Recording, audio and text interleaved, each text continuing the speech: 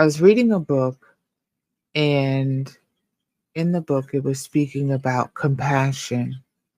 And when do we have compassion for one another? What it said is that we should look deeply at anger. And when we look deeply at anger, we should have compassion for the one who is angry because they too are suffering. Even though in their anger they are bringing us suffering, they too are suffering. So basically, it's asking us to look behind the anger and see what we find. And behind anger is fear and suffering. When we have fear, we suffer. Is there someone in your life who is quote unquote considered to be an angry person? What I'm asking you to do today is to sit and consider their suffering. How much internal vexation and struggle and warring do they have within themselves that stirs up so much anger? Anger is toxicity. Anger is a cancer.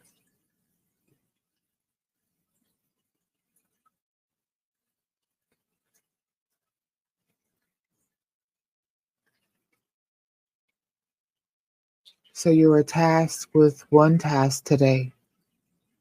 If you have someone in your life who you are angry with,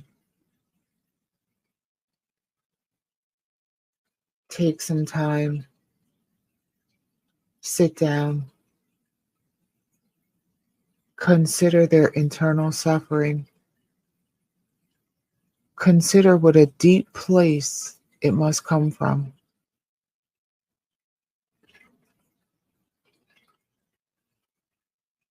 and have compassion.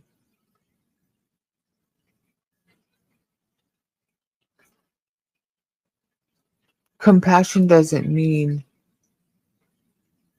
to allow them to continue to bring out their anger on you,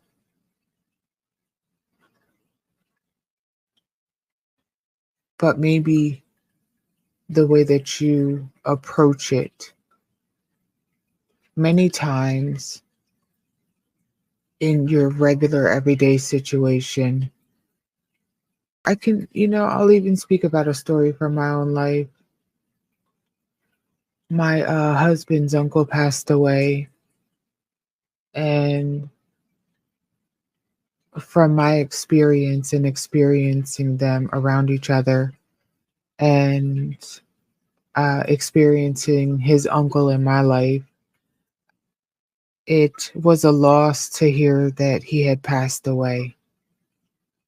And immediately I thought to myself, wow, I know that he loved on so many people, and he was really solid for a lot of people in his life, some who weren't even blood, but they meant so much to him. So it was a huge, huge loss for everyone.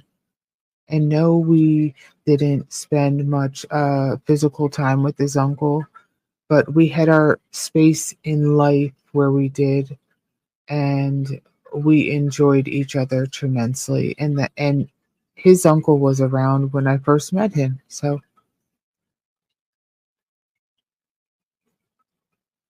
he was my first introduction to my husband's family.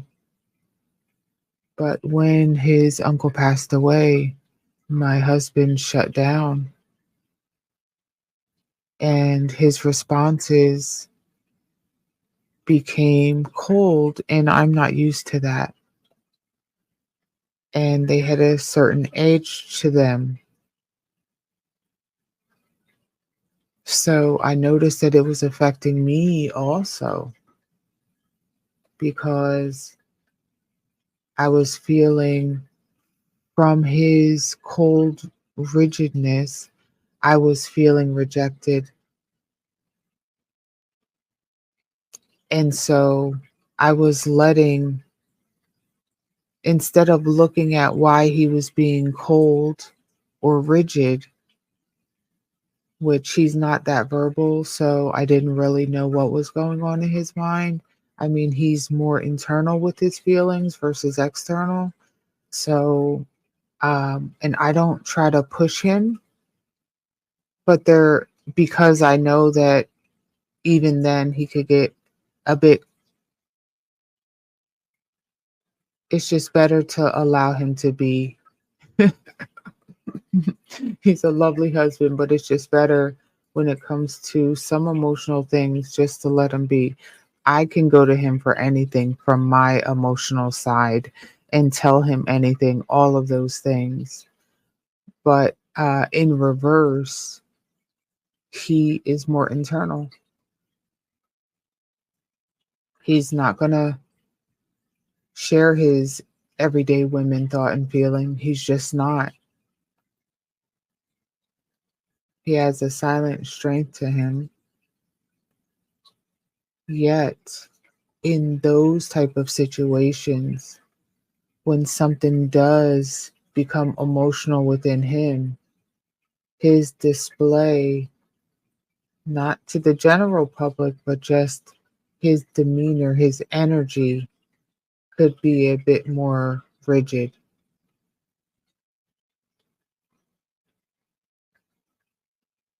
What is, and so,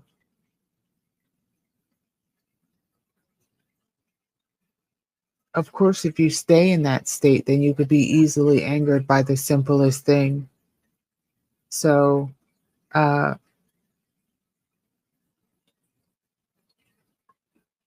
as his wife, I can do two things. I can be offended that he's being rigid and cold and is like that. Or I can take a step back, recognize, or yes, recognize, assume he's suffering. Assume he's suffering before I assume that he's ready to attack me.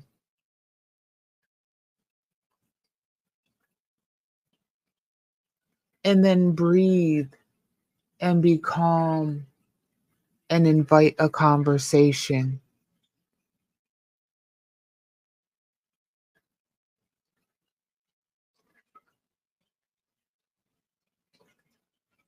or pick the proper time to be able to express to them what you have found when you were looking behind their anger at their suffering so that you can be compassionate. I need to say that when I sat down with him and let him know, like, this is what I was experiencing, initially he became immediately rejectful.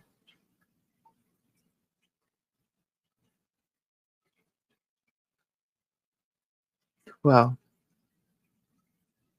immediately rejectful after I stopped sharing what I needed to share.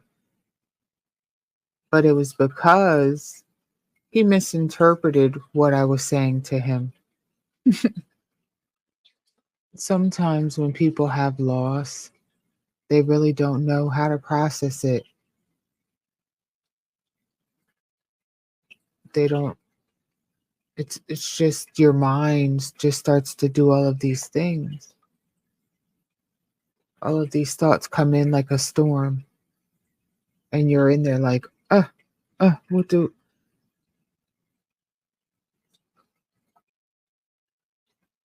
when I heard that he died, I didn't, it was shocking, but I didn't feel like crying at that time. This feeling of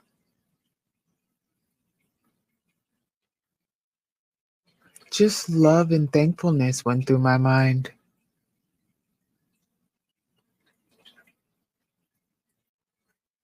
And I recognized the loss for others who had the privilege of being involved in his day to day life.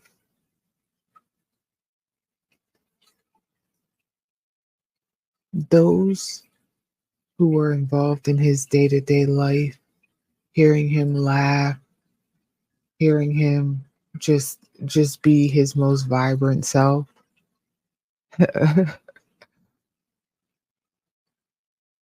That is a definite loss.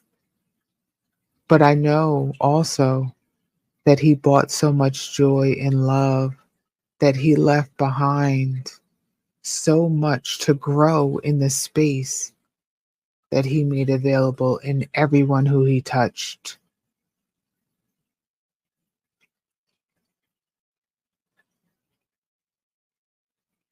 Take the love, the charity, everything that you knew about Keith, take everything that you knew about him,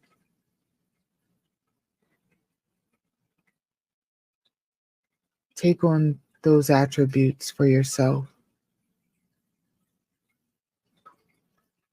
and just honor the life that he had, and be so thankful and grateful that you were able and privileged to be in his everyday life. After speaking with my husband, uh, like I said, he jumped up. He initially rejected everything because he misunderstood what I said, what I was explaining to him.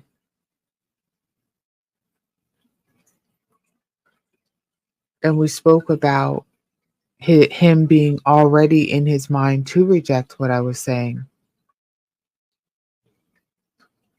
because we have to listen to each other to help one another, not to fight one another. If you if you're having a conversation with your mate and you're in a fighting mode, stop the conversation. Stop it, because you know you're not going to get anywhere, because you're fighting, dear. And when you're fighting, who fights to lose? So don't do it. If you realize you're in an agitated state, catch yourself and breathe. Recognize your own suffering. And then ask yourself, do I want to bring suffering onto other people?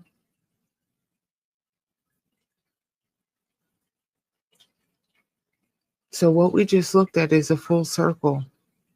As a wife, I could have been offended at him being cold and emotionally detached, or I could try to love him harder, have compassion, and reach and pull him up. There's so many opportunities that we have where we could reach and pull each other up.